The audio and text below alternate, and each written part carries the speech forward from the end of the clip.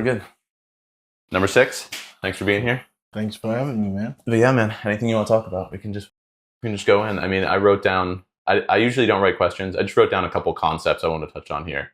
But we can start with just like Jamaican food. Like, talk to me about it. Like, what's your favorites? What's the core of it, and how does it play into like the culture? Like Jamaican food. Yeah. Like, I mean, food in itself is culture, right? You know, like the way of life, like the way how you go about just your every day. So, like for me, like growing up in Jamaica, like breakfast, like anything could be for breakfast. But you had a few things that were staples for breakfast. You know, you had like your fried dumplings. You could have like boiled dumplings, like boiled bananas, yams. But it always goes with something veg based. You know, probably like maybe like a steamed bok choy or our version of spinach we call callaloo. And it's like, you know, we grew up like Popeye, always eating, Always eating your vegetables, the veggies, you know. Nice. So yeah, I like that. When it It's comes kind of sorry, not to jump in, but it's kind of crazy because when I think of Jamaican food, the first and really the only thing I think of is jerk chicken. So it's interesting that it's like more vegetable based than people might think. Yeah, because like, so to be honest, I feel like a Jamaican diet is pretty balanced when you think about it, you know, but it does have a lot of carbs, you know. There's a lot of carbs in it, but at the same time, I mean, carbs are important. Like a lot of people they don't place a lot of emphasis on that. Like carbs are like they're everywhere around. They're readily available, and there's like a large quantity of them. So like, yeah, we use them up. And when you touch on the jerk chicken, when it comes down to like spices, I feel like it's just like the whole spice culture and like seasoning food and marinades and stuff like that. It goes beyond just Jamaica. It goes back to Africa. Like, you know, it goes right back to the motherland. Like it's just, so again, culture, you know. Yeah. That was part of their culture that they brought with them. Like the whole jerk concept came around as a means of curing food, you know. And also they were trying to cook while on the run from that. They were being prosecuted. So they were trying to get away from their slave owners that were persecuting them. They were at the same time, they're trying to survive. We're on the run. We need to make some food. How do we execute this without being caught, making a big fire, big smoke, you know? But at the same time, this food's so flavorful, you can smell this shit for miles and miles. That kind of defeats the purpose. But that's true because so the no fire thing is because isn't jerk chicken traditionally cooked underground? Well, in the beginning. That's why, because they were running. Yeah. That's so, I didn't know that. I thought it was just like, oh, let's just cook in the ground. Because some people, like I don't know which culture, but they cook like fish caked with salt and then they put it in like volcanic ash or something like that. A lot of cultures do that. Yeah, like a lot of underground. I feel like even in the Mediterranean, they do that stuff too. Yeah, a lot of cultures do that. So crazy to think about. And you're right, it's like that deep rooted culture of like, but it carries over to today. Because when you think about it, that's like your first oven right there. Yeah, literally just warm earth. Like even if it's volcanic or if you have a fire and the coals keep burning. And like the same thing with the earth. The earth was the first oven, and it was probably the first refrigerator too. Damn, bro, the earth was the first oven. Yeah, first oven, first refrigerator. That might be a T-shirt at some point. This is the Owen by the Oven podcast. The earth was the first oven. That's deep. I never thought about it like that. Yeah. Damn. Yeah. Just cooking up the world, cooking up all these people. Yeah, bro. That's fucking wild. That like everything is linked, man. Like everything has a beginning, right? Yeah. Most, like for me, some of the times I come across some things and I'm like the other day I made we had a staff party at work and I made some confit wings, right? And while making it, I'm thinking to myself, I'm like, who the hell came up with this fucking idea to just cook these wings in mountain of fat. Yeah. And like the temperature, like because you can fry it at high temperature, but then confit, it's still just in fat, but at a lower temperature. But at a lower temperature, and it's such a different result. It's just, bro. I'm like, yo, it's so good. So I have some duck legs in the freezers. I've been meaning to confit, but it's like they're frozen, so I have to like take them out, thaw them, then cook them for 4 hours, and it's like, bro, it's just a whole day. I'm telling you, that shit came out of fire. I'm sad I didn't get to try it. Sayana brought me a little goodie box, and it had ribs, cornbread, and then some steak in it, and that was it. There were no wings. I don't think there was any left. Damn. Yeah. That's been good then. They were that good. Yeah, everybody ate them. They were that good. So what are I know, going back to Jamaican food, so you said vegetables mainly, but also there's a lot of carbs. What do the carbs look like? Like what form? Because I feel like carbs can take a lot of different forms. Well, we eat a lot of flour. Like flour, rice, starch, anything like with a lot of like things like starch based, like ground provisions and stuff. Like we go hard into those, like yams, potatoes, different kind of potatoes and stuff like that.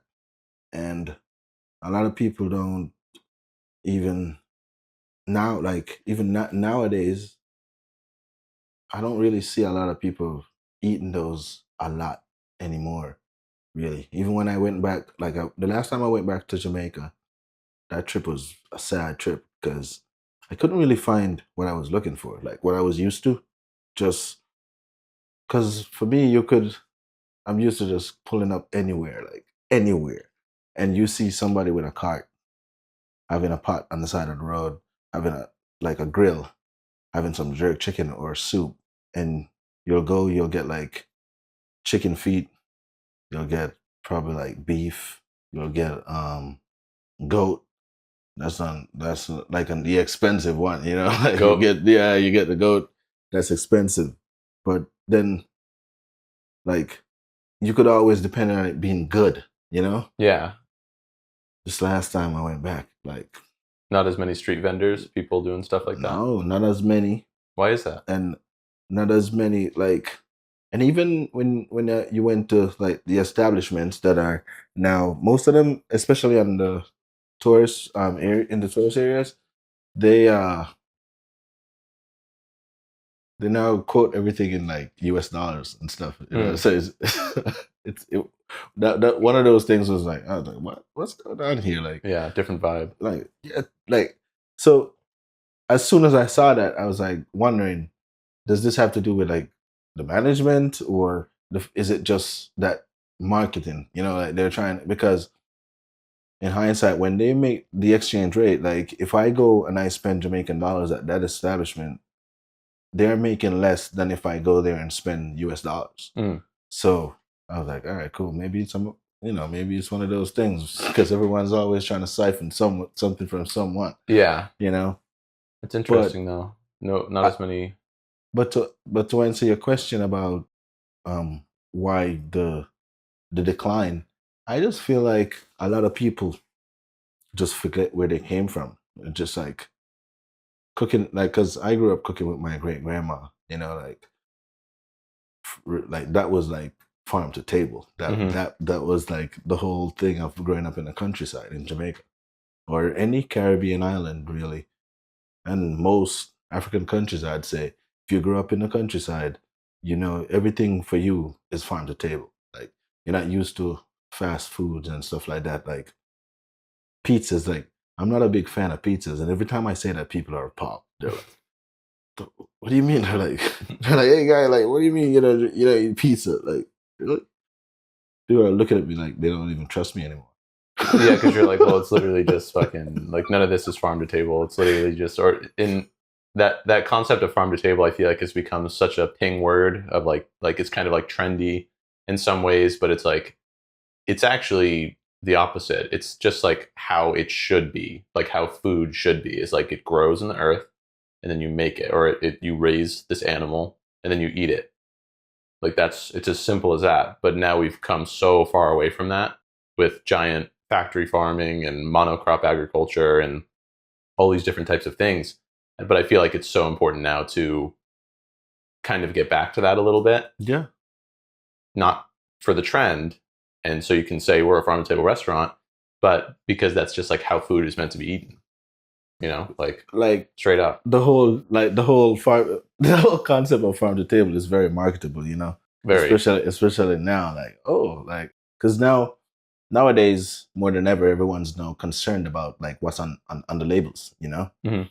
And I mean, when I was growing up, it was kind of like that too. Like people were, they had like the Consumer Affairs Commission. They were Mhm. always telling you to pay attention to what you eat and all that stuff, But then along the way, like convenience foods, like that was when I was probably in high school, right? The emphasis was shifting towards convenience foods.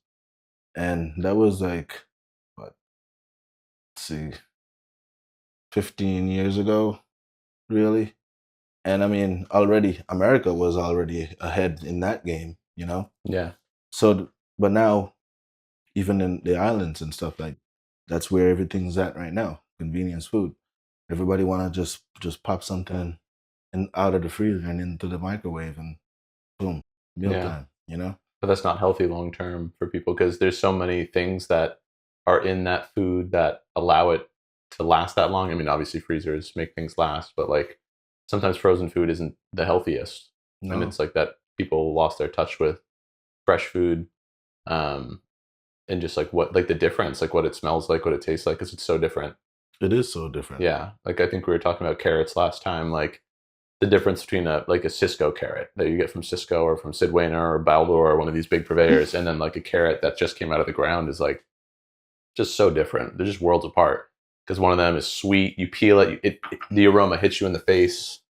Like you're like, oh yeah, this is a carrot. And then there are these just really sad carrots that are all exactly the same shape, exactly the same size, pre-peeled in a bag, vacuum sealed, and it's just like it's like the magic is gone, and it was never there because it was just grown in a field with just carrots. So there's no diversity, no bugs, just so many pesticides. So it never gets to develop that flavor that that carrot is supposed to have, or whatever vegetable. Monocropping. Yeah, monocropping, not good. Not good. But and I mean, only huge corporations can afford to do that, Because um even growing up for us, the farm, like growing up on the farm, you when it was fascinating for me when I got to school and we were doing like sciences or geography and stuff like that, and things like crop rotation would come up and monocropping and all that stuff, and I was like, yeah. I was like, oh, I'm doing all this. I'm doing this every day, I'm like, oh shit, it's important to that. I'm like, oh, that's why Granddad didn't plant there this year. Like, he's given the soil time to get back all its minerals and stuff. I'm like, oh shoot. Yeah, all those micronutrients, microbacteria. It's like that's the scariest thing for me with monocrop agriculture is people say like within 40 or 50 years or something, it's like the top soil on all these big farms is going to be dead, and you can't grow food in dead soil. You just can't. So where do we go from there? How do we feed everybody? Because we're feeding so many people. That's the thing. Like it's really out of necessity that we do monocrop agriculture, but I really think that there needs to be a shift in farming towards just more sustainable regenerative farming. Like it's crucial. So sustainability has always been the way of farming, except for the thing when farming became, to me, I feel like when farming became dangerous for like the small man was when these big consumers started clearing the lands by like burning trees and stuff like that. When you clear the land by burning it, you destroyed all the nutrients. You just ruined the topsoil right there. Mm-hmm. There are different ways how to take advantage of the vegetation without abusing it. But these large corporations, they don't care about that. No, they're just getting as much as they can. Yeah. Pumping the money.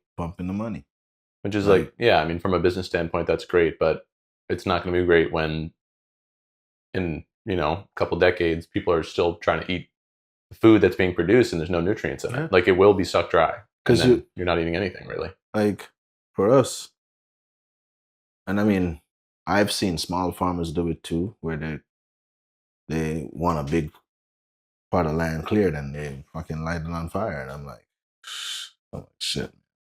Like I know you know better than that, but then before he goes to plant anything on there, he goes through the whole community, and the next community is over, and he collect all their manure and he brings it and he just scatters that all over, and like he's like, yeah, that's food for the soil, you know. Yeah.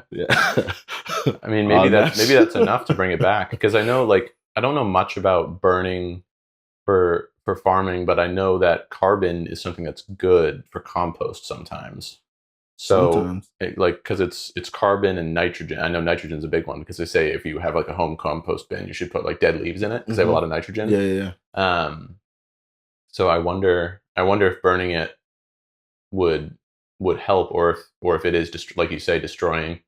At some point, I want to get somebody producing this so we can have, like on like the bigger podcast, they have someone sitting there with a computer and they can look things up. Right. Eventually, we'll get there. Well, I mean, when I can have someone sit here and fact check things so we can like figure out what's true and not. But for now, we're just talking out of our ass. But it's like, I feel like it might be one of those things that's like a double-edged sword, you know? Mm-hmm. Yeah. Because again, most farmers are not educated to that extent to know the difference between nitrogen and oxygen. Like, like they hear the words, sure, they know the difference, but the different compounds, like they have no idea, you know? Mm-hmm. So even rebalancing the soil, like I'm pretty sure that was something scientific that was discovered by somebody with a science background, mm-hmm. you know? And there's a way how to do it. Like even building a compost, like you do that, you can do it wrong.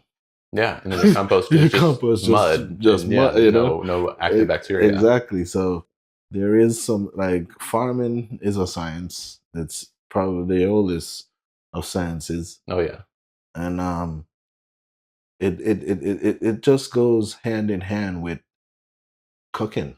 Like the first chef was probably a farmer, you know. Like yeah, chefs were slaves back in the day. Exactly. And now people love it and want to do it as a career, which is so interesting.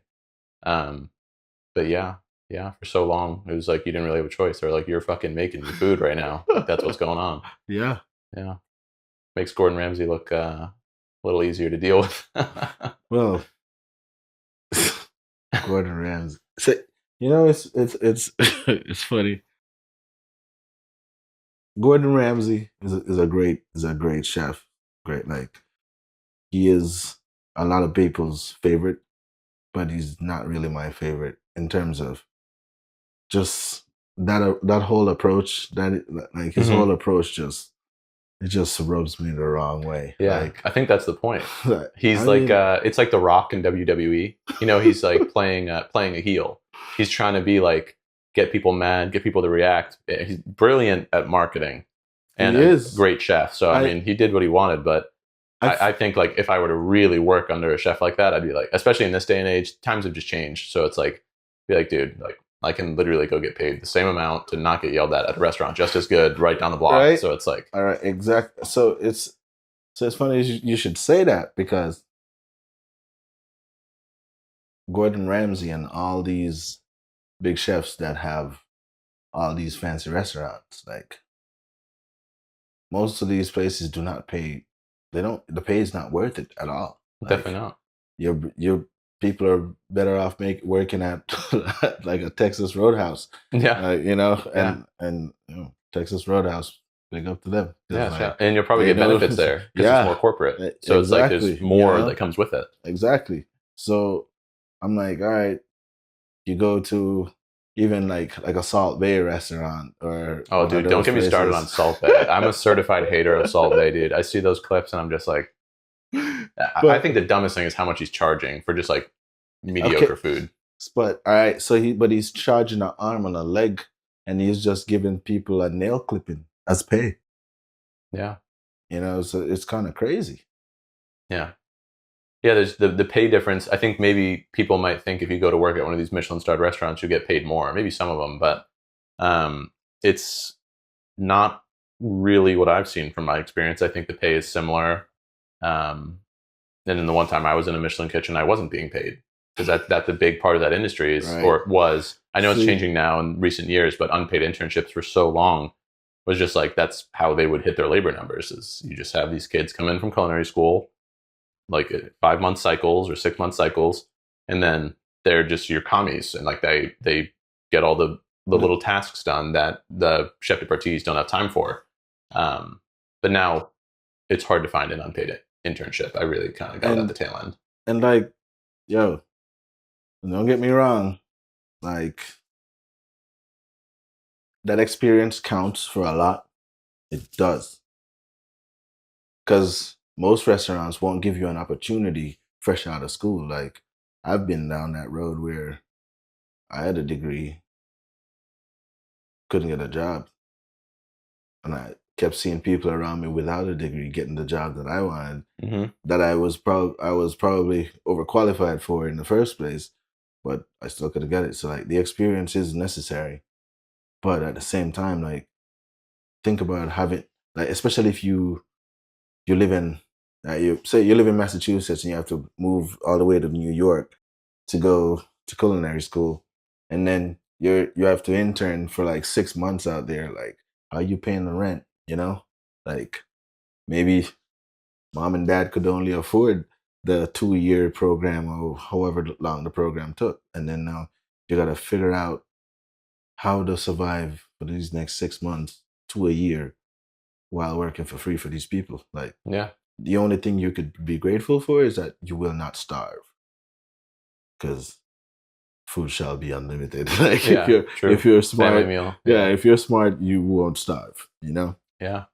working in a kitchen is probably one of the biggest budget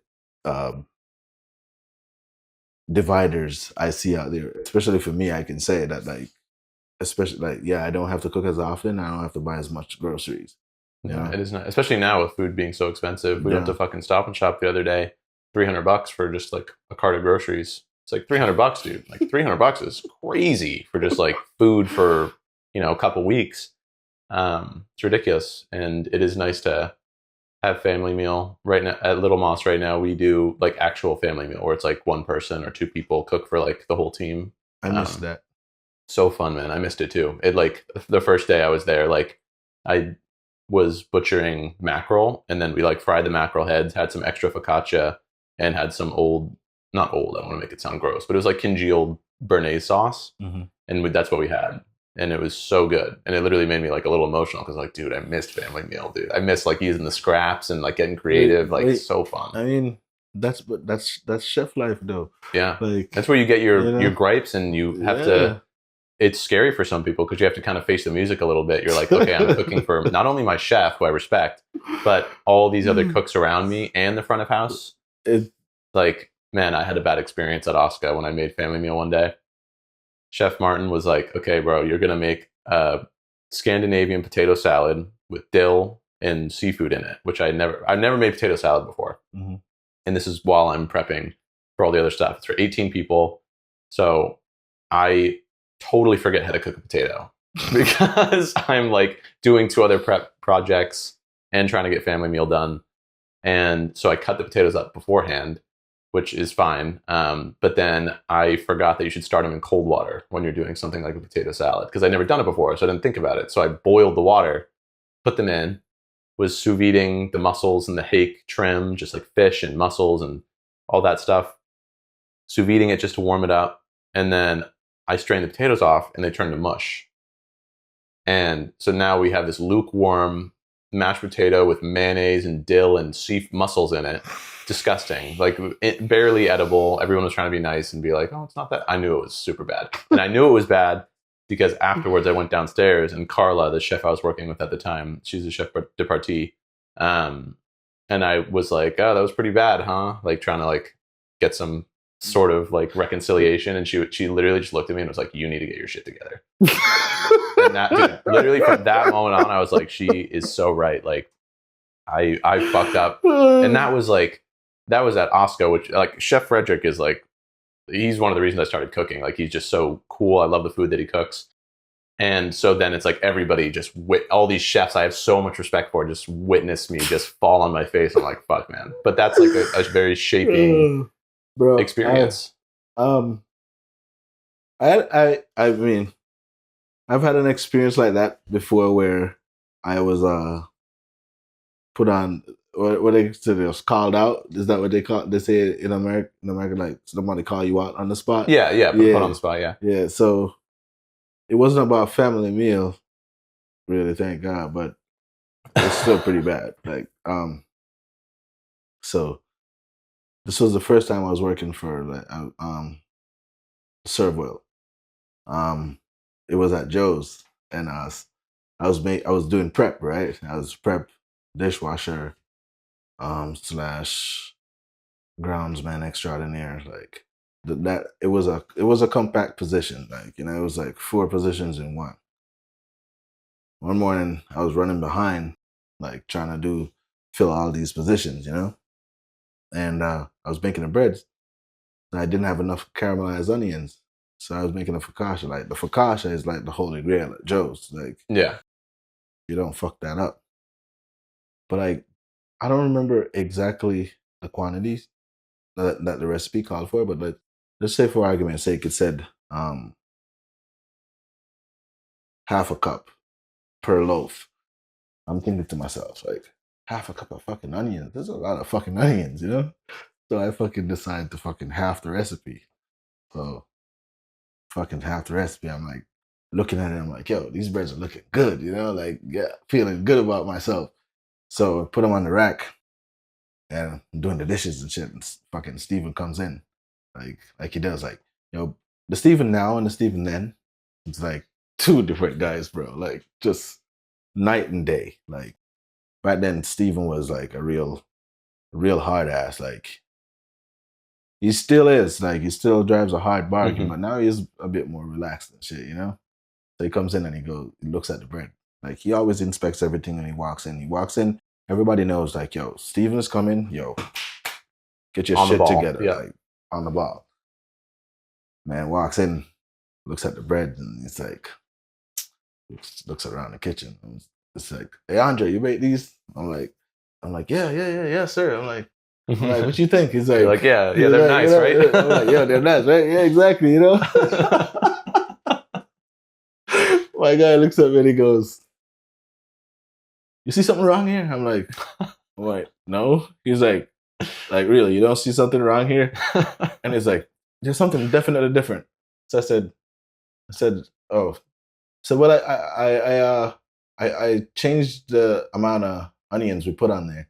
He goes, thinking that was a good thing. I'm like, yo, I'm saving money here, bro. Steven looks at me and he goes, hey, why don't you do me a favor?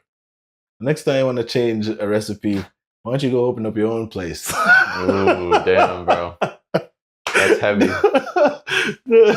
You say, when you open up Andre's, you can do whatever you want, But that's a good lesson. That's a good lesson to learn because it's like it's like you're working for this dude. He wants it a particular way. It's like you follow the recipe. Like, but it's a good lesson to learn. Dude, At the time,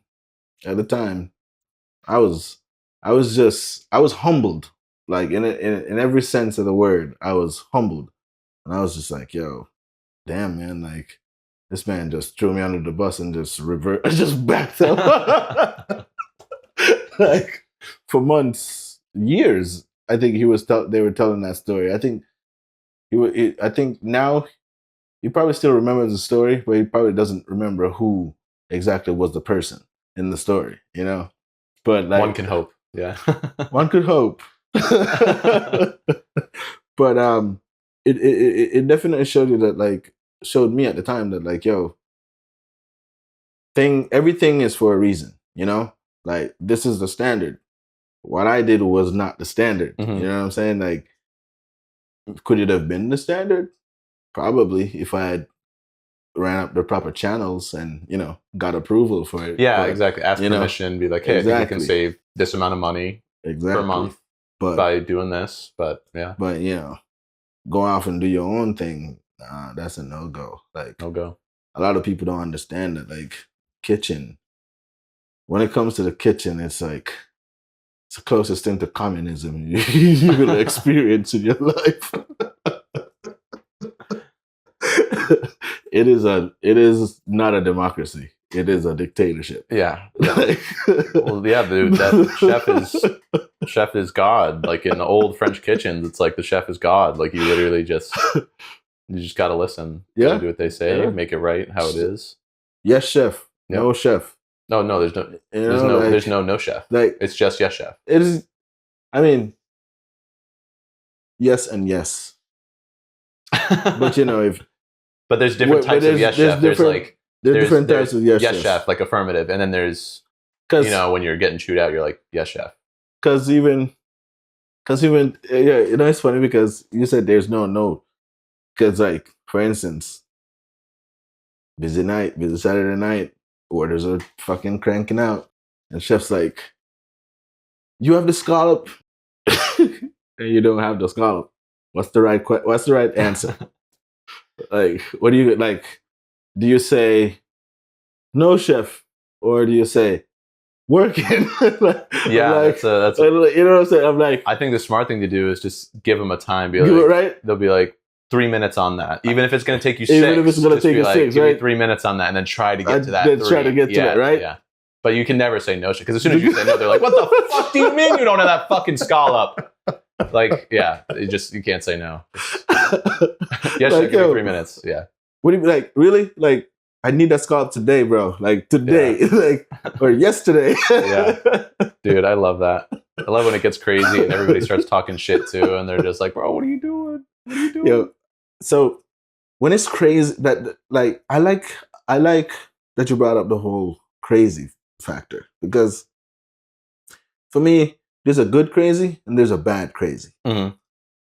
For me, the bad crazy is when nobody seems to know what the fuck they're doing.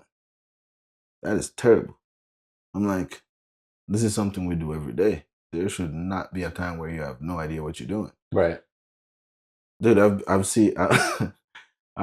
been in situations where there are 2 or 3 people on the station and none of them have an idea what the fuck is going on. I'm like, how is that even fucking possible? Like, yeah, that's not good chaos. It's not healthy at all. Because then it's just stress. Like, now you're stressing over something. I think another thing that makes bad chaos versus like controlled chaos, which is the good type and what makes working in a kitchen so fun, is when your prep isn't right. Like when you're running out of something, it's like, okay, now it's not fun because now I can't reach into the drawer, pull out a bag of pasta. It's like now I'm boiling pasta, which takes 15 minutes, and these people are sitting at a table and I have to do this. So you really have to have your P's and Q's in a row. But and it all depends on the beast that you're running, right? Because you have your, say, Little Moss as opposed to the jungle that I work in. Yeah, the well.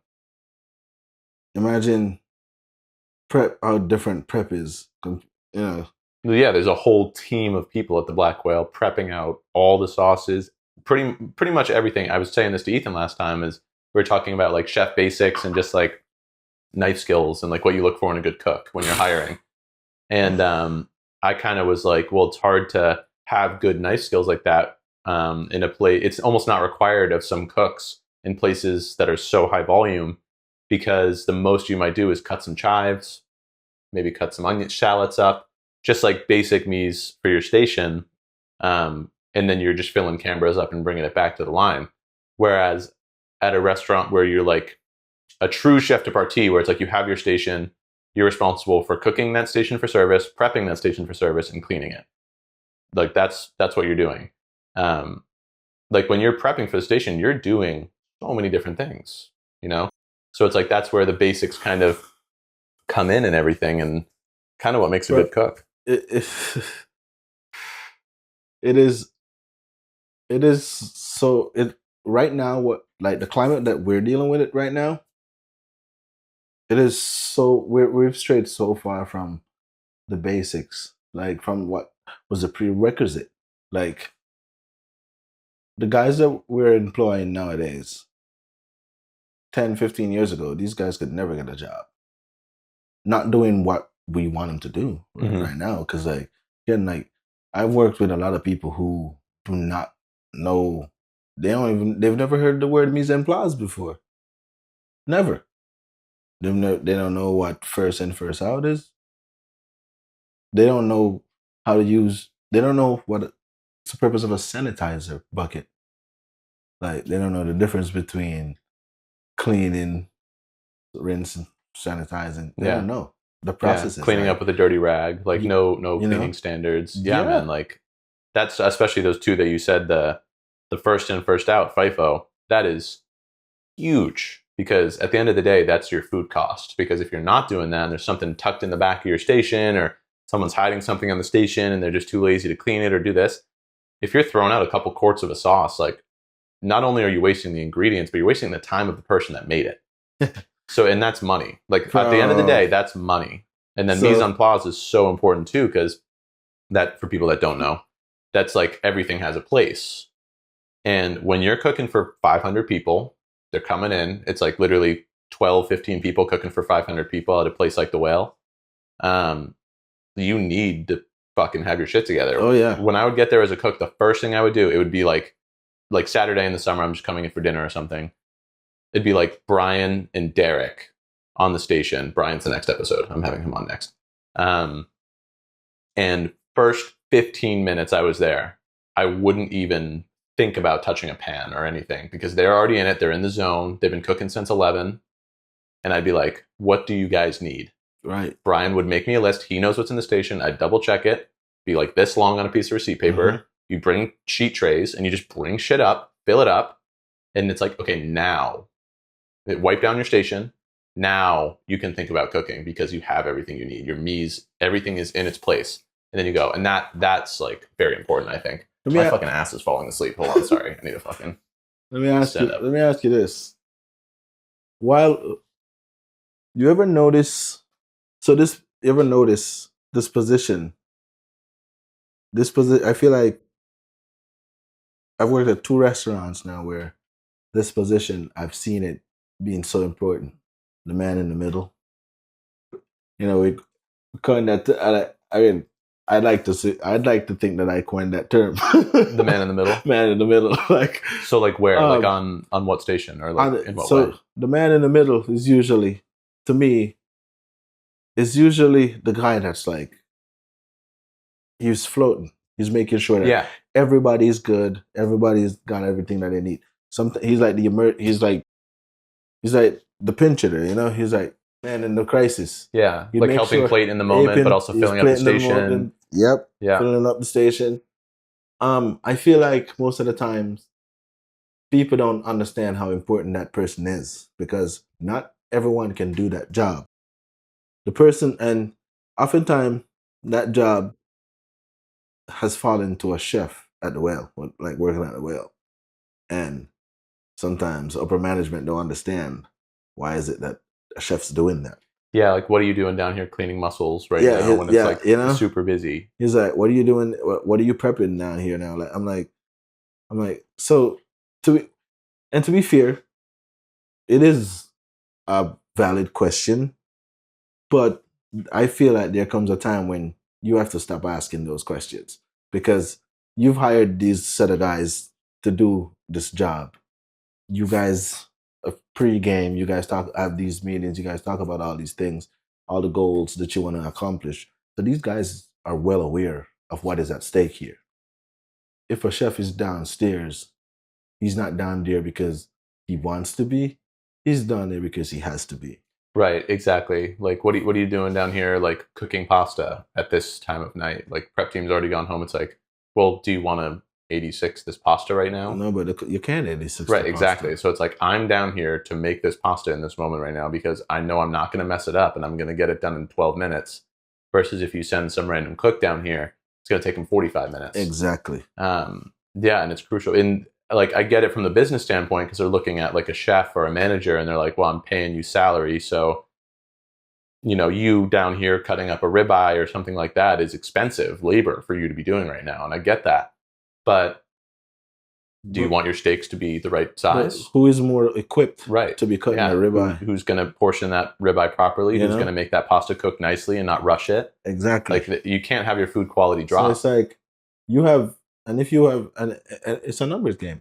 It's a numbers game and it's a letters game. Aces in their places, man. Yeah. Like I would never. I'm not gonna put a guy on fry to work fry that's never worked fry, knowing that like this station gets hit every single time. I'm not gonna put the grill guy on saute if he's never worked over there, because he's gonna have no idea what to do, especially on like a Friday or a Saturday. You got to build or your a base. Sunday. You know, I'll train you over here on a Monday, Tuesday, Wednesday, but I can't throw you in over here on a Friday, Saturday. It's totally unfair to you. It's unfair to the other guy that you're working with. It's unfair to to the customers. Yeah. You know, like because that quality of food, when it drops, people notice, and they're like, exactly. "We're not coming back here." Yeah, it's like and not good. Like some of the times, like some of the things that we do on a day to day, like some I'm gonna say I say we, but I'm saying like cooks in general, they don't really pay a lot of attention to it, man. They just show up, get the shit done, go home. That's the end of it. They don't go home and think about how the day went or what tomorrow is gonna consist of. You know, like how better could I have executed today? Like they don't think about any of those things. Like to think that you have to tell a cook that like, yo, this mac and cheese is bad. Like, how do you not know that this mac and cheese is bad?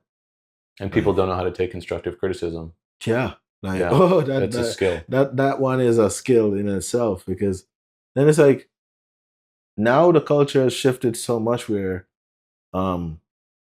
employers, like, you know, upper management in the structure, they want you as they want us as supervisors, sous chefs or chefs, you know, in general, to approach things from a different perspective, where more as instead of brawling, beer fisting, they want you to put on the gloves, you know. And it's not that like we don't want to be assholes, because we know from experience that that accomplishes nothing. Nothing. But we have to be able to express ourselves about something. And I feel like now the culture that we're cultivating now is the opposite. They want us to not say anything and like more of observe what's going on. And I'm like, this is kind of crazy. Like, it's well and good if that works for you, it works for you, but it's not working for the whole. Mm-hmm. And the whole is what's important. So what's the best move for the whole? Are we gonna go with your approach that is not working, or we're gonna put all our heads together and come up with a good solution? Yeah. Something I like to say is there's chefs that know how to teach, and then there's chefs that yell. And it's just like, it's kind of like that's because I think if you're a good chef, if you're the first kind of chef, if someone makes a mistake, obviously the first time they make that mistake, it's like show them how you want it, Mm-hmm. show them the proper way, teach them, and then hopefully they don't do it again. They do it again. That's when you can be like, okay, now you're not learning. Like you're not learning. You're not absorbing this. I've shown you how it should be. Like if you were to do the thing with the onions and the bread again, and then Steve sees it again, like that to me is like, that's fireable, because like clearly this guy's not listening. Like the first time you do it, it's like, okay, do it this way. You absorbed it, and that's smart because you took that criticism and you're able to move forward. But some people will be like, man, fuck this guy. He's the owner. He doesn't know what he's talking about. I'm a chef. They have a chip on their shoulder, and then they do it their way, get caught again. It's like, that's fireable, because it's like, well, you're not listening. Like I had a chip on my shoulder, for real. I did have a fucking chip on my shoulder. I think, you know, so I worked for this. I had a bad experience working for this company. Very bad experience my first time around. Like, promises were made that weren't fulfilled, you know. But I won't even try to get it. I won't even really get into that. But I was just unhappy. It's like I was hired as a prep cook with the intention of becoming a line cook when the position became available, because somebody was somebody gave their notice and they were supposed to be leaving. And once they left, I was supposed to fill the position.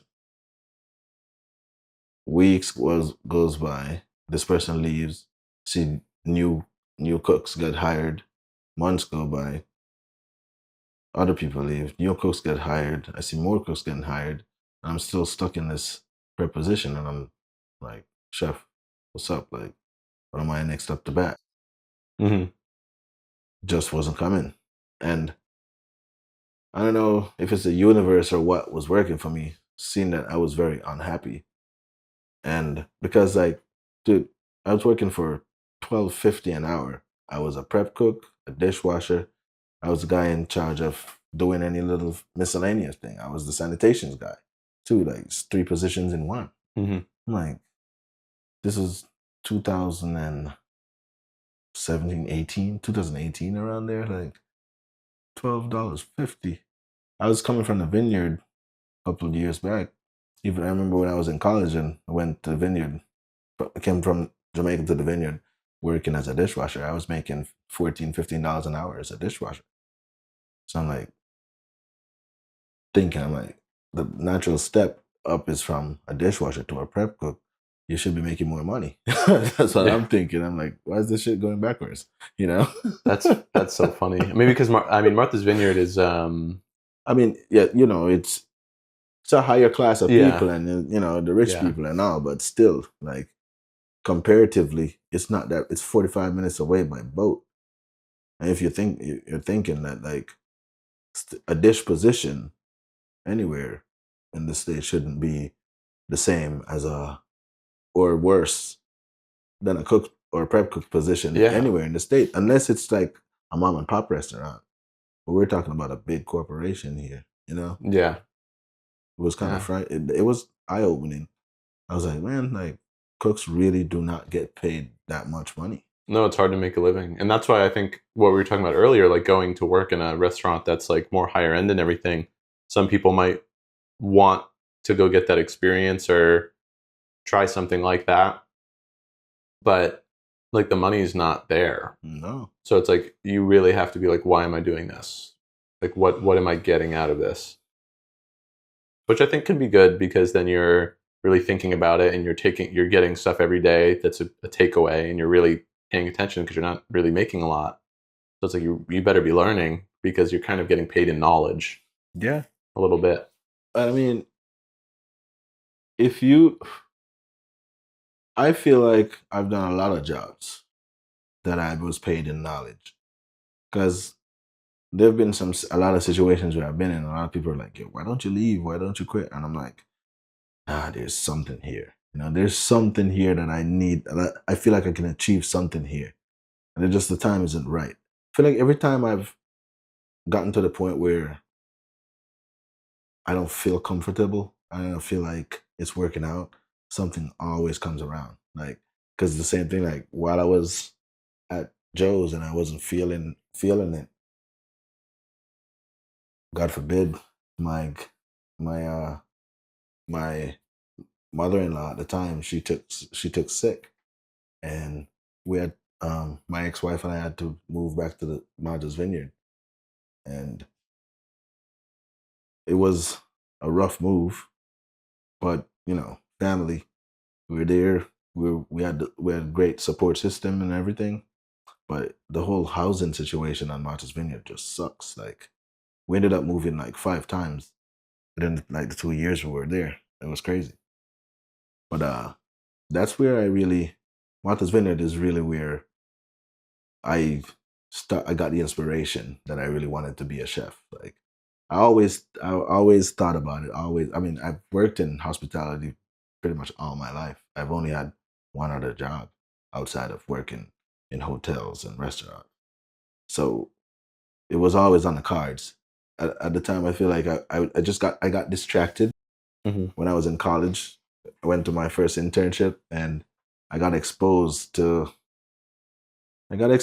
just a different side other than working in the dining room and stuff, you know. I never worked in the kitchen on my internship. I did every other department you could think of. Never worked in the kitchen. But I could cook because I learned from my great grandma, and I've been I could say I was made edible food. I was able to make edible food since I was probably like 9 years old.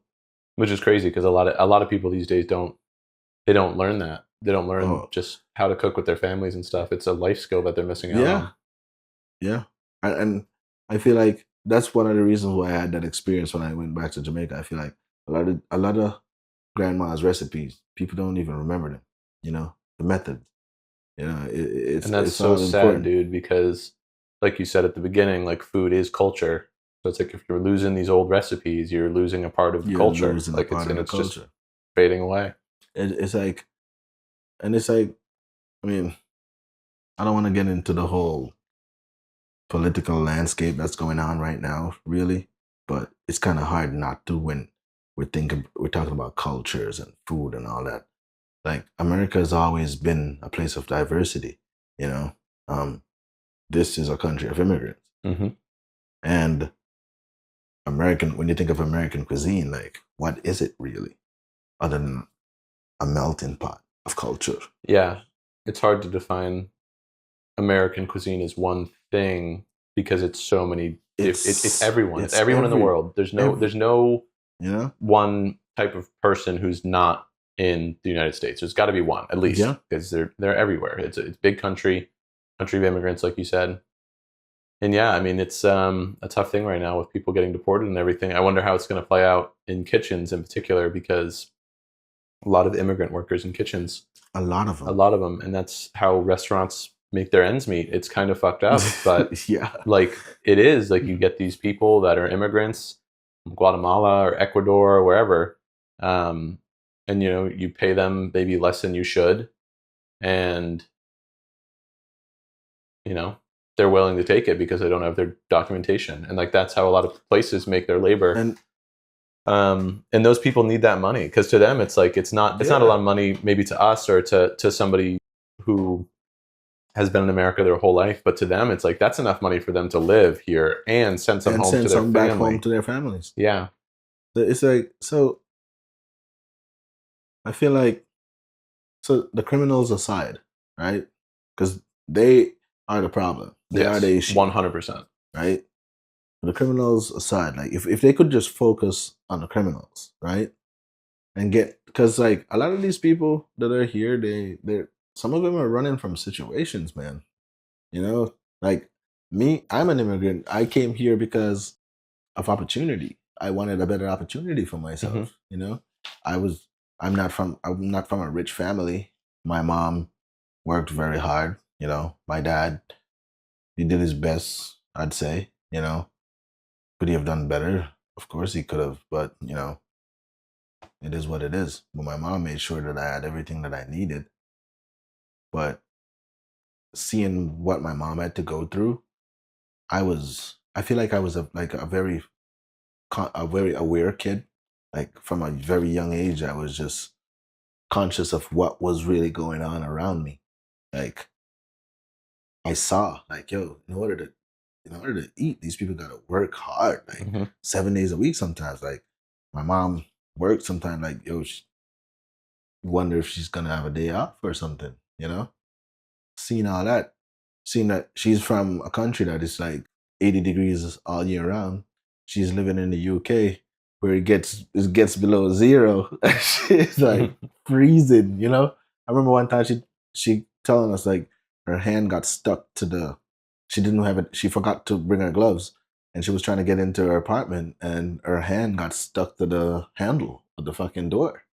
It was so cold, and I'm like, damn, yo, like that's coming from fucked yeah, up, coming from 80 degrees you every know? day, that's Yeah. very different. So I'm like, yo, these people, and like she left her kid behind in Jamaica to go to this country in order to give me and the rest of my family a better chance. Because my mom, my mom, as far as long as I can remember, she's been the matriarch of my family. And it's because like she's been that way since she was in Jamaica. And when she got the opportunity to migrate to the UK, it became even a bigger role. Now she was in charge of pretty much everything, man.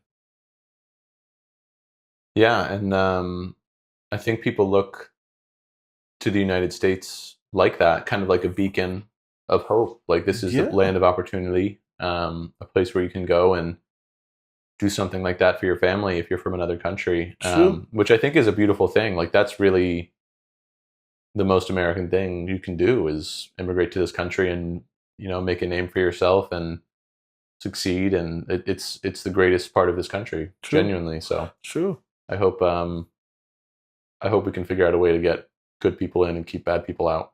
Yeah. But it's a tough problem. It is a tough problem. And I mean, like, to me, man, I wish there were no borders. I wish that, like, everyone could just be as human as they possibly be, like, genuine human, and just go about your business, have an experience, and just keep on going, bro.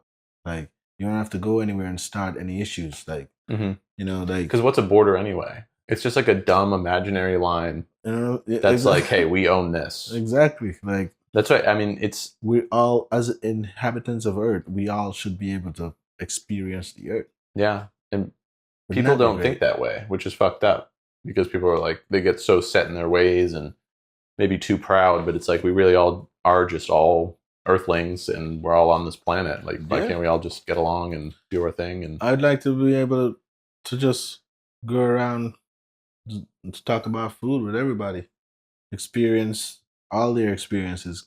It's like a lot of the best stories get told over a plate, over a meal. 100%. You know? That's Anthony Bourdain's whole thing. Just like go places, eat food, talk to people, learn about the culture. It's like that's Yeah. such a beautiful thing. Yeah, man. It's like, who are you without culture, huh? You Nothing. you don't have no idea of who you are, Yeah. where you belong. And it's like the kitchen accept those people that don't know where they belong. The kitchen has always been that place.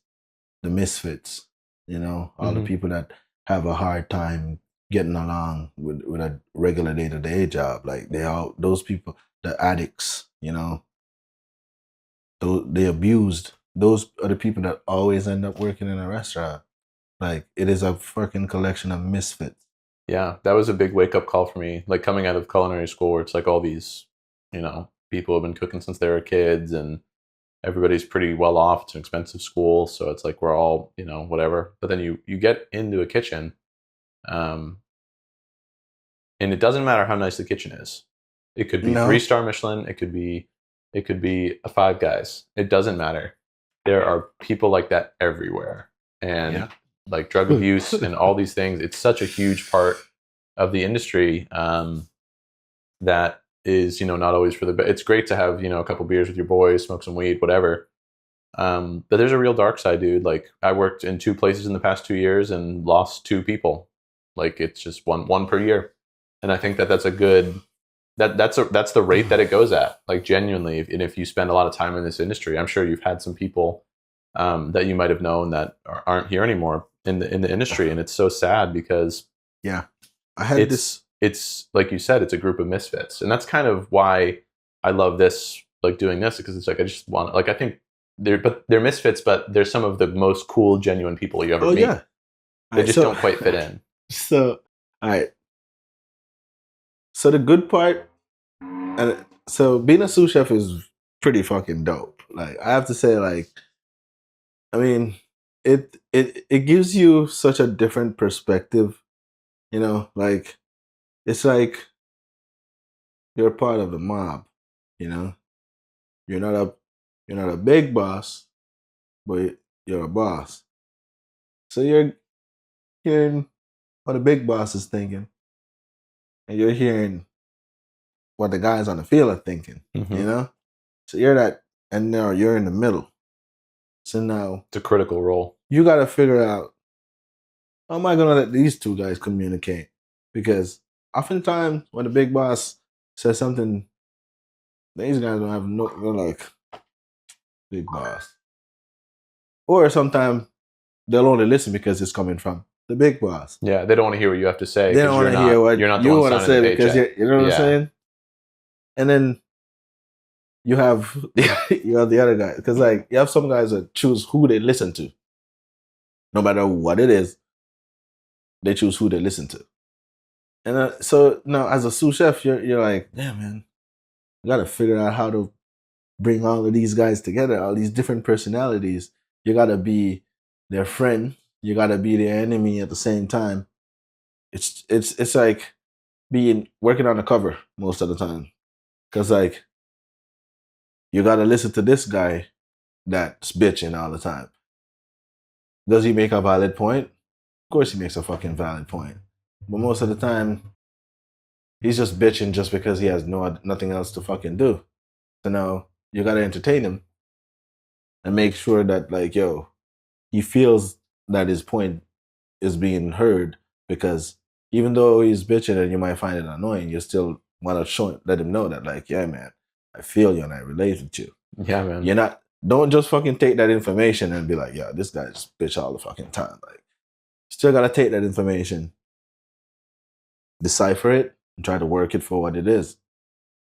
You got the person, and then, there's so many different personalities where you got the person that's like always working, always busy no matter what. You got the person that's never fucking working. You gotta ask them, like, yo, like, why are you here, bro? Like, Yeah, in a room full of people working hard, like this. Yeah. It's like, what are you doing? And it's always everybody else is busy, and this one person is just always just.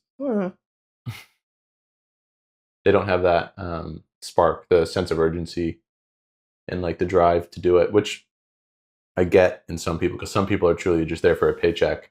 But when you're there and you're enjoying what you're doing and you're trying to do the best job possible, it's frustrating. It is very frustrating. It is. So then it's like you're trying to get through to that person. You're trying to get to the hard ass over here who thinks that no matter what nobody else say, you're not gonna listen to this motherfucker because you have no idea. It's like, I don't know, you're just some guy, And then it's like you come to the point now where you're like, why the fuck am I doing this? Like, I can't even talk to these guys. You talk to your boss is like, well, so, you just have to keep doing it. Just keep repeating it. Like, this is the job. Like, and they're like, nah, bro, there has to be a better way. Yeah, it's not getting through. Like, how long have you been telling these guys the same thing? At what point do you stop telling these guys this shit? Like, yes, I like you. You're a cool dude. I like you, but you're not doing your job. We're going to have a problem. As much as I like you, you're not doing what you're hired to do, bro. So, thanks. Dude, I remember you saying that to me when I first got the sale off, and I just wanted to thank you for that in retrospect, because when I first got there, I mean, there's a communication issue. So, like, you didn't know that I was a sous chef, or I had never been a sous chef before. I didn't know that you. Right. So I'm, this fucking punk ass 23-year-old kid who's, probably thinking I'm hot shit a little bit because I worked on the line for a year and got promoted. So it's, coming in with a chip on my shoulder a little bit. But yeah, I remember, dude, you took me in the walk-in and you were like, dude, how are we going to get you to where you need to be? And I was like, man, fuck this dude. Like, I'm trying, man. I'm trying. So think about that. At that point, so I'm fresh out of culinary school, 1 year working, and I only worked saute. So I never actually worked salad. I never actually worked fry. I never actually worked grill. I never really got to diversify what I was doing. I wasn't well-rounded at all. I was just a really solid saute cook. And that was all I had. And so now I'm thrust in this position. First week, they're like, you're doing the schedule. And you have no idea, I've never done this before. And you're just like, dude, how are we going to get you to where you need to be? Because you're not fucking there. Like, you're not there. You're not doing it proper. And at the time, I was like, man, like, God, I remember going home and bitching to Sion. I was like, man, Andre chewed me out today, bro. Like, I feel like I'm doing my best. I'm trying so fucking hard right now. I'm trying to learn fry and salad and all these different things. But in retrospect, it's like, even though you didn't know, you're right. I wasn't there. The first 2 months I was there, I worked fry. And I was like, I need to lock down every station. I was just being a line cook and figuring out what that meant to be able to work every station, because I wasn't there yet. And then once I got that, I felt like I was able to build upon it. But you were the one that was like, dude, you are not doing your job. And that was kind of a wake up call for me, and I like it was hard for me at the time, but taking that criticism and being like, no, he's right. Like I would bitch about it in the car to Sion all the way home, and then by the time I got home, I'd be like, fuck, man, he's right. Like, and that's like the most frustrating thing is when you realize that it's like they're right, and it's like, okay, now I have to move forward and just do better. All right, so, and bro, thank you, fucking thank you for saying that. I appreciate it. I appreciate the fact that you bitched about it. You took what I said.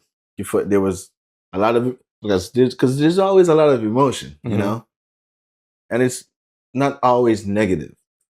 The good thing is that you took that, you absorbed it, and you realize that, yo, all right, he's not just trying to be a dick. Yeah. Because that's the thing is I was very much like, is he trying to be an asshole or is he actually trying to teach me something?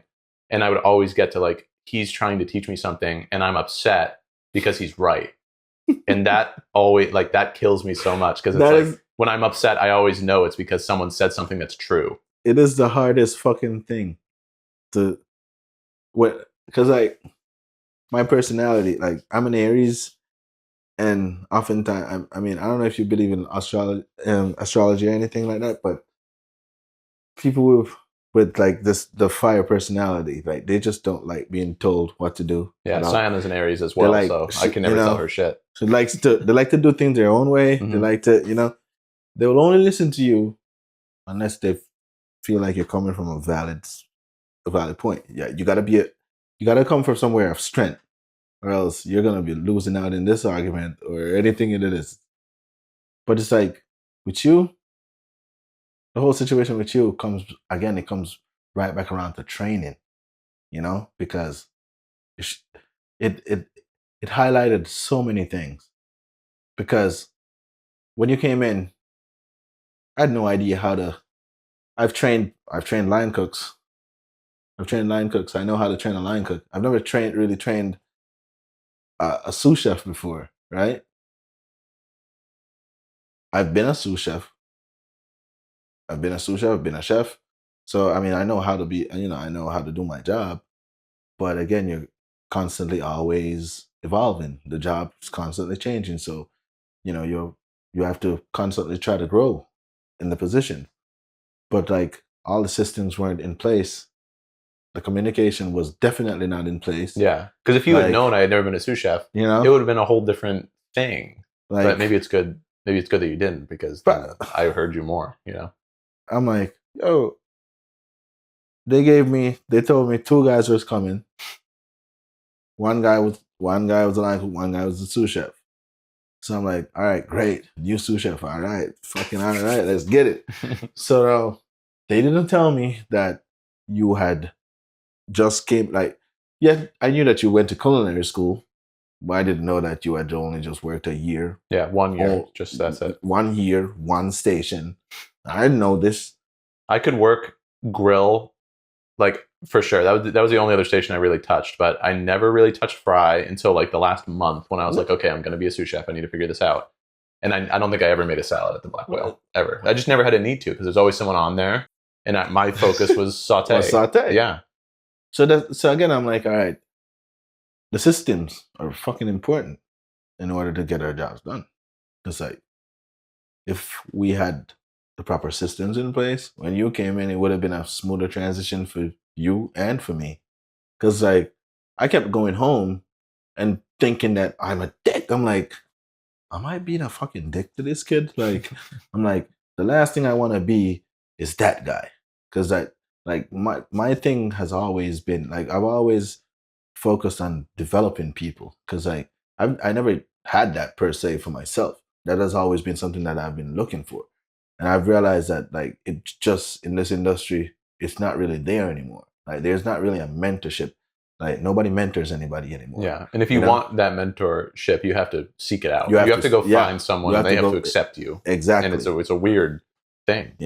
So everybody, like I never write anybody off. Like, and in the kitchen, it's fucking judgmental. It's competitive. It's a fucking very judgmental environment. And you can often tell if somebody's gonna fucking make it the first fucking hour there. First 10 minutes he's there, you could be like, yo, this shit's not gonna work out. Facts. I can think of so many examples of people starting, and I'm just like, yikes. Like we had this one dude, and we put him on grill. He looked the part. He had tats, skinny dude, kind of ripped. Like, oh, dude, this guy's a dog. Like, you just look at him, you're like, this guy throws down on the line.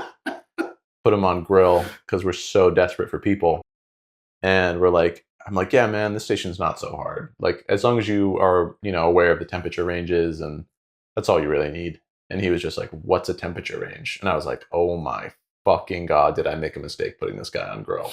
Yeah, he did not last. Like, it's just all the cruise ship workers, but I would not want to be one of you guys. I feel like it's kind of like being an airline person. What are they called? Fucking flight attendant. It's like working on planes, maybe not awesome, but you get to fly for free places. So maybe some people might like the lifestyle of like, all right, I'm on a cruise ship. I get to go to all these different cool places, and when they dock, you get to go into town and do your thing. If people like that, that's great, but I don't think I could live that lifestyle. I would rather be, I'd rather, it sounds more attractive doing that for somebody that's rich, and it not being like such a crab in a barrel situation where like we're all packed into this, Mm-hmm. You have a team of like 4 or 5 persons. You're working. This is the ship, this is the boat. We're in charge of breakfast, lunch, dinner. This is the time period for each of them, and this is the menu. The menu. This is their dietary needs and all these things, and we just gotta plan through this and execute this thing and make. This is what we're doing 7 days a week for maybe 2 months. Then we move on to another crew, or or another boat, or whatever it is. I feel like I could get used to doing something like that. Like a yacht, not a cruise ship, but like a yacht. More like a yacht, but not like a cruise ship type of thing. Like more like a. I bet those personal chefs on yachts probably make good. That's lucrative. They definitely make bank. Yeah, but to me, I don't know. Like it's just like any other business or any other move. I always don't. I'm like, how do I navigate? How do I transition into that? Like like.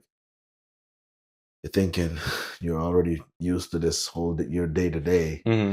Change is hard. Yeah, it's hard to like switch up jobs because then you have to learn the whole new job and all new people. And if you don't have anything to fall back on, like what if this thing doesn't? What if it's not all sunshine over here? What if the first couple of months all you're getting is just terrible rain? Yeah. What's gonna happen then?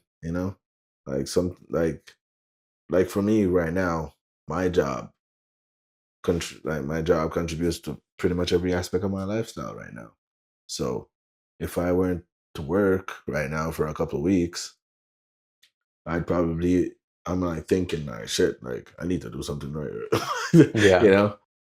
Like the most important thing is like you always gotta be saving your money and making sure that like your money is working for you too. And unfortunately, a lot of us don't have the knowledge of how to make our money work for us. Like we weren't taught these things, like investing and stuff like that. That shit's foreign to a lot. That shit's still foreign to me. I've been trying to learn on my own. I've always heard of investing.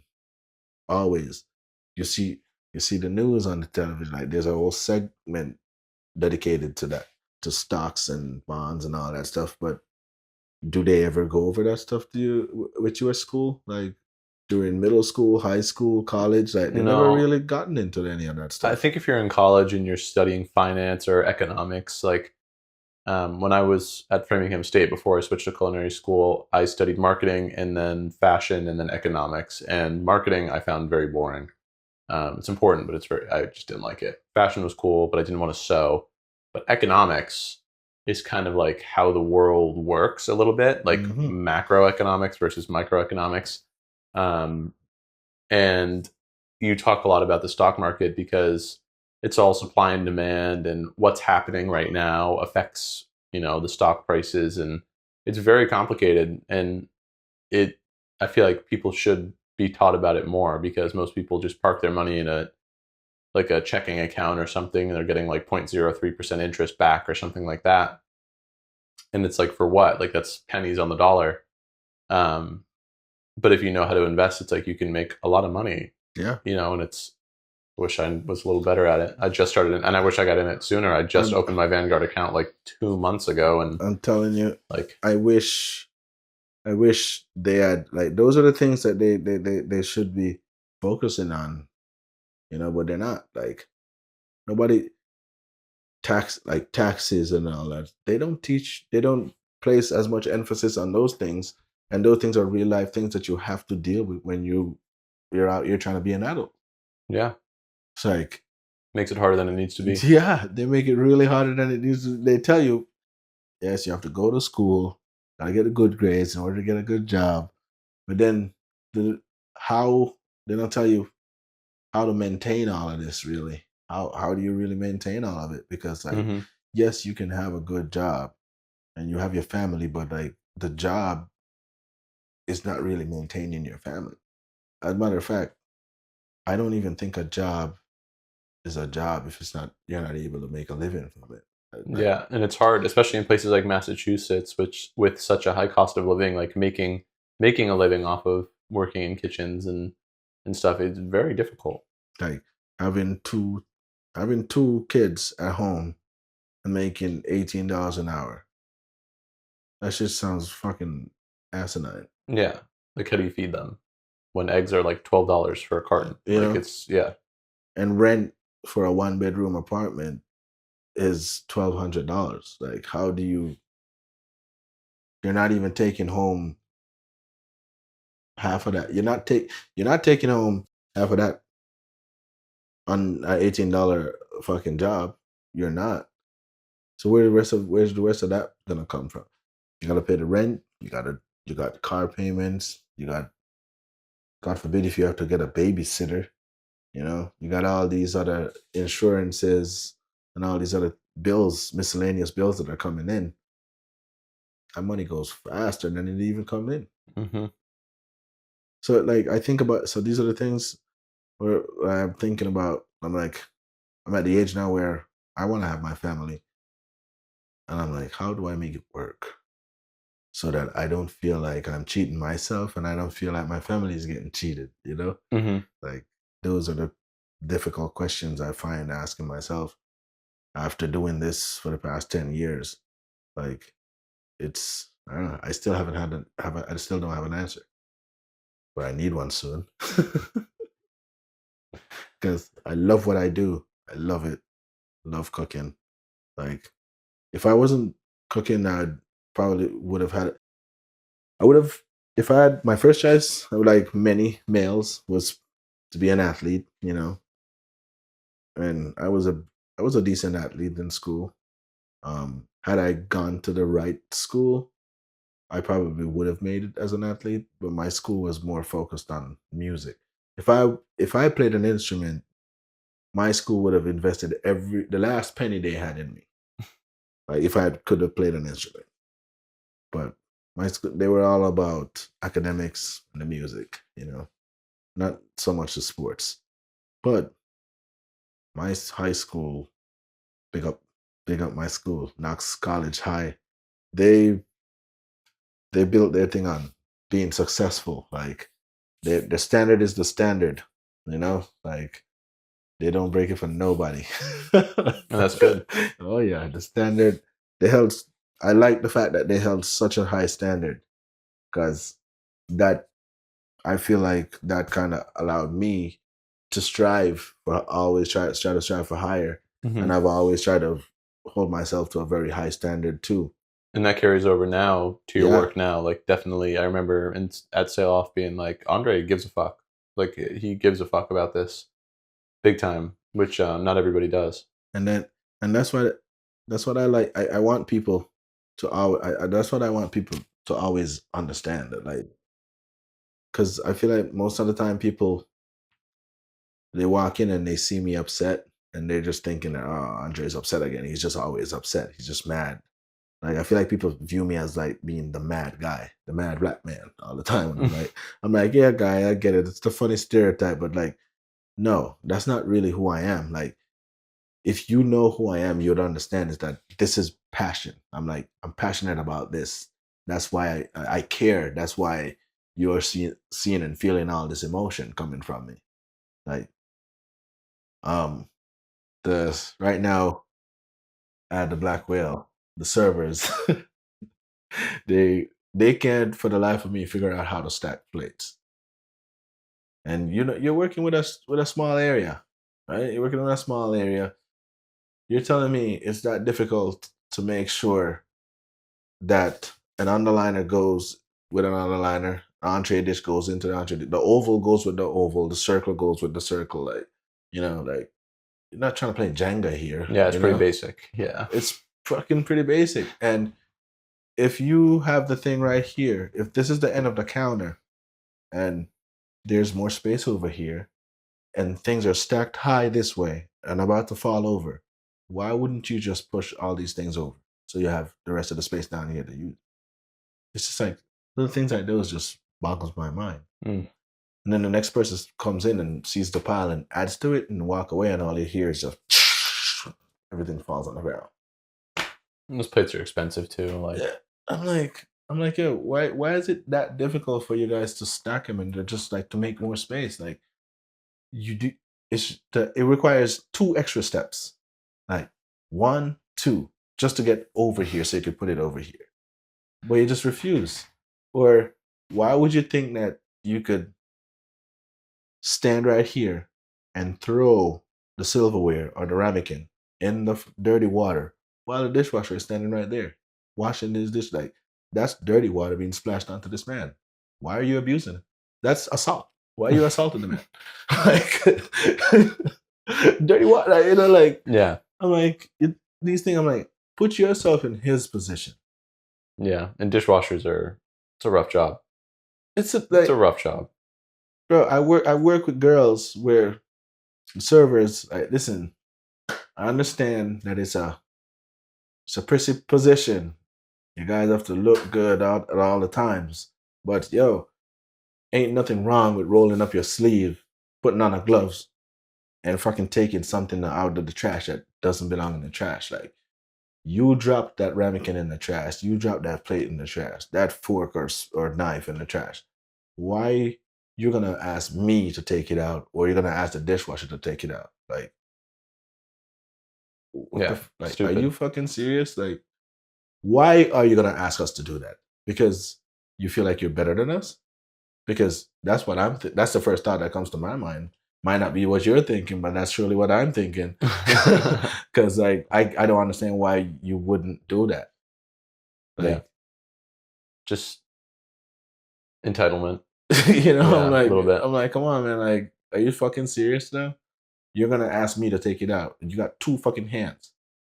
Yeah, silliness.